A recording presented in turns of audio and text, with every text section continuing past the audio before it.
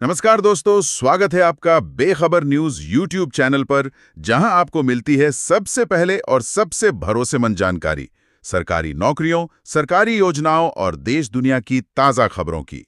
अगर आप भी चाहते हैं कि आपको हर जरूरी अपडेट सही समय पर मिले, तो अभी चैनल को सब्सक्राइब करें, वीडियो को लाइक करें और अपनी राय कमेंट में जरूर दें। बेल आइकन दबाना न भूलें ताकि आप कोई भी महत्वपूर्ण अपडेट मिस न करें। तो चलिए दोस्तों, आज की जानकारी की ओर बढ़ते हैं और जानते हैं वो बातें जो आपको जाननी जरूरी हैं। तो आज हम विस्तार से बात करने वाले हैं उत्तर प्रदेश अधीनस्थ सेवा चयन आयोग यानी यूपीएसएससी की एक बहुत बड़ी भर्ती के बारे में। यह है लेखपाल मुख्य परीक्षा। हमारे पास इसका पूरा ऑफिशियल डॉक्यूमेंट है और हम इसमें दी गई हर जरूरी जानकारी को एक एक करके समझेंगे। जी बिल्कुल। ये उन सभी उम्मीदवारों के लिए एक शानदार मौका है जिन्होंने प्रारंभिक अर्हता परीक्षा यानी पेट 2023 दी थी। इस भर्ती में कुल 7994 पद हैं और ये जानना बहुत जरूरी है कि आवेदन कौन कर सकता है, प्रक्रिया क्या है और परीक्षा का पैटर्न कैसा होगा। हाँ, इन्हीं सब पहलुओं पर आज हम गहराई से चर्चा करेंगे। तो सबसे पहले सबसे जरूरी बात, पद का नाम है लेखपाल और कुल पद हैं 7994। 7994 एक बहुत बड़ा नंबर है। हाँ, और जैसा कि बताया गया, इसमें सिर्फ वही लोग आवेदन कर सकते हैं जिन्होंने पीईटी 2023 की परीक्षा दी है। जी, और उन्हें एक स्कोर कार्ड मिला हो। लेकिन इसमें भी एक छोटी सी शर्त है। क्या? कि स्कोर 0 या नकारात्मक नहीं होना चाहिए। अच्छा। हाँ, मतलब आयोग पेट 2023 के नॉर्मलाइज स्कोर के आधार पर ही उम्मीदवारों को शॉर्टलिस्ट करेगा। ठीक है, अब बात करते हैं सबसे जरूरी तारीखों की, जिन्हें बिल्कुल भी नहीं भूलना है। सही कहा, ये तारीखें बहुत जरूरी हैं।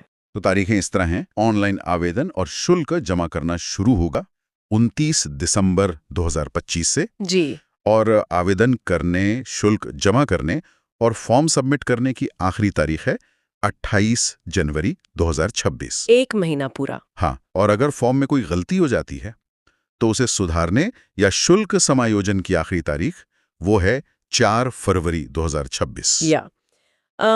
यहाँ एक बहुत महत्वपूर्ण बात ध्यान में रखनी है। बताइए।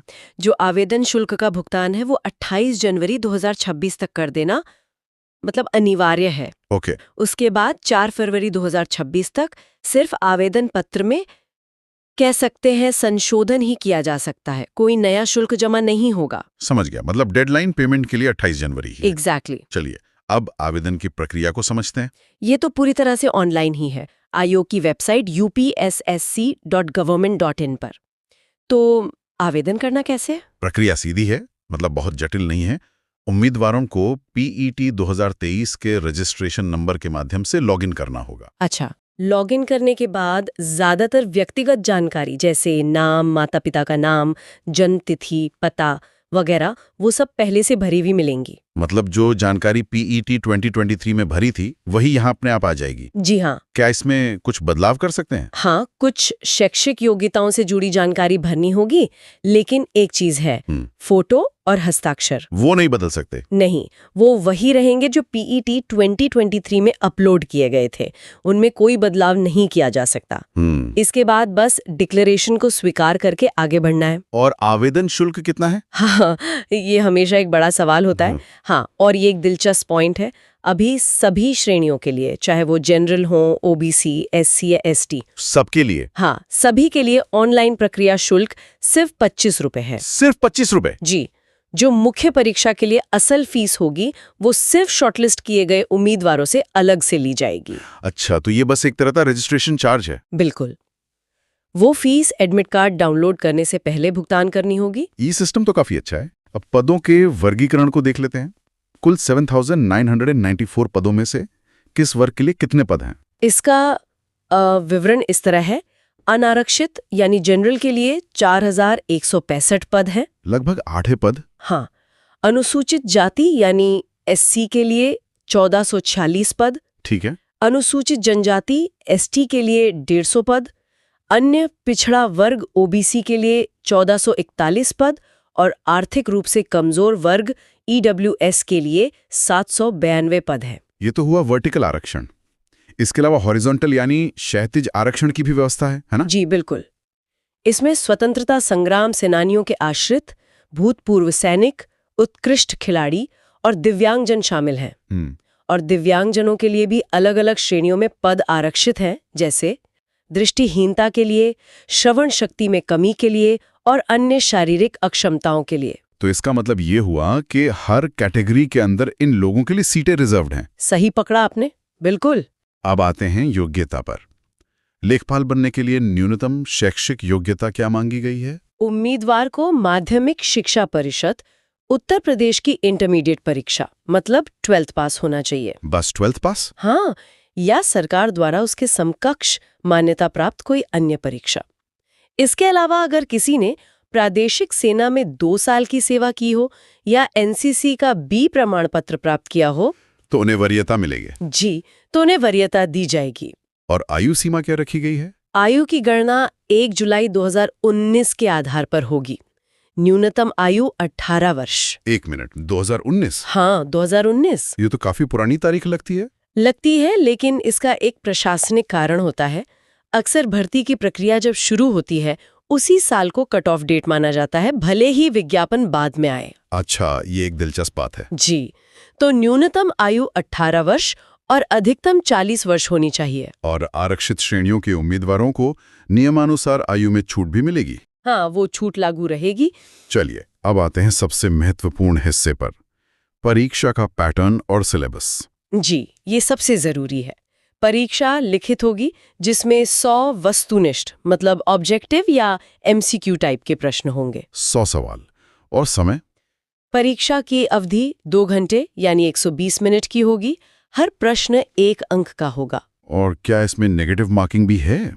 ये बहुत जरूरी सवाल है। हाँ, ये बहुत जरूरी है।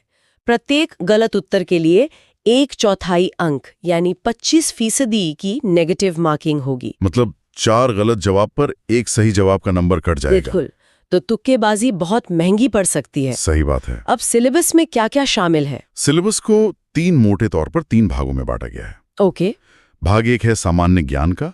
इसमें भारत का इतिहास, राष्ट्रीय आंदोलन, राज्य व्यवस्था और संविधान, भूगोल, अर्थव्यवस्था। ये तो स्टैंडर्ड विषय हो गए। हाँ, स्टैंडर्ड विषय है, लेकिन इसमें ग्राम्य समाज एवं विकास, करंट अफेयर्स, विज्ञान, पर्यावरण और आपदा प्रबंधन भी हैं। काफी कुछ है इसमें तो। हाँ, और डेटा इंटरप्रिटेशन और सामान्य हिंदी भी शामिल है। इसके कुल 55 प्रश्न होंगे। 55 प्रश्न? जी, मतलब आधे से ज्यादा पेपर तो यही है। एग्जैक्टली। और भाग 2? भाग 2 है कंप्यूटर ज्ञान। इसमें कंप्यूटर सूचना प्रौद्योगिकी की अवधारणाएं और इस क्षेत्र में हुए नए विकास से जुड़े 15 प्रश्न होंगे। 15 सवाल कंप्यूटर के? जी, ये भी काफी महत्वपूर्ण है। बहुत ज्यादा। और फिर आता है भाग 3। ये उत्तर प्रदेश स्पेशल होगा। जी बिल्कुल, उत्तर प्रदेश राज्य से संबंधित सामान्य जानकारी।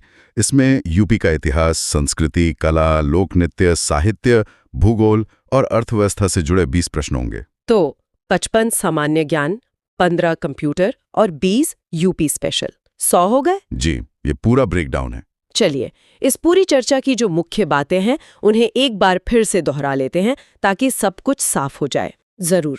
सबसे पहले UPSSC लेखपाल के कुल 7,994 पद हैं। ठीक है। आवेदन केवल PET 2023 स्कोर वाले उम्मीदवार ही कर सकते हैं। और स्कोर 0 या नेगेटिव नहीं होना चाहिए? बिल्कुल। ऑनलाइन आवेदन 29 दिसंबर 2025 से शुरू होकर 28 जनवरी 2026 तक चलेंगे और अभी आवेदन शुल्क सिर्फ 25 रुपए है। परीक्षा 100 अंकों की होगी, 2 घंटे का समय मिलेगा और सबसे जरूरी 1/4 की नेगेटिव मार्किंग होगी। हाँ, और सिलेबस में सामान्य ज्ञान, कंप्यूटर और उत्तर प्रदेश विशेष पर फोकस रहेगा। इसमें एक बात जो मुझे लग रही है वो ये है कि सिलेबस बहुत साफ साफ दिया गया। जी, यही इसकी सबसे अच्छी बात है। तो असली चुनौती सिर्फ जानकारी इकट्ठा करना नहीं है, बल्कि हर सेक्शन को उसके वेटेज के हिसाब से तैयार करना है। आपने बिल्कुल सही पॉइंट पकड़ा है। खासकर कंप्यूटर और यूपी विशेष ज्ञान, इनके कुल 35 अंक सफलता में एक निर्णायक भूमिका निभा सकते हैं। हाँ, ये 35 नंबर गेम चेंजर हो सकते हैं। बिल्कुल। तो दोस्तों, ये थी हमारी आज की महत्वपूर्ण वीडियो। अगर आपको ये वीडियो अच्छी लगी तो लाइक करें और अपने विचार कमेंट बॉक्स में जरूर दें। और आने वाली सभी नई नौकरियों की पूरी जानकारी के लिए बेखबर न्यूज चैनल को सब्सक्राइब करना ना भूलें। मिलते हैं अगली वीडियो में एक और नई नौकरी की जानकारी के साथ। धन्यवाद।